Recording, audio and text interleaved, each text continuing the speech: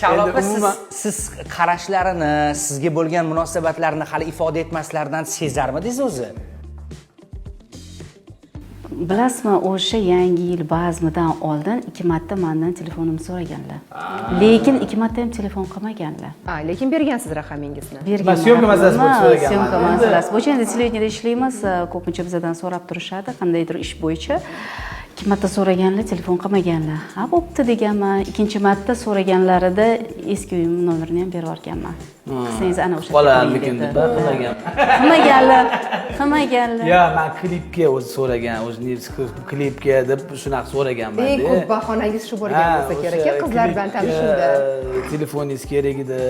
Agar klip oladigan bo'lsa, telefon qilaman deganman. Olganman, lekin bilmayman, o'sha aytganimda telefon qilmaganman.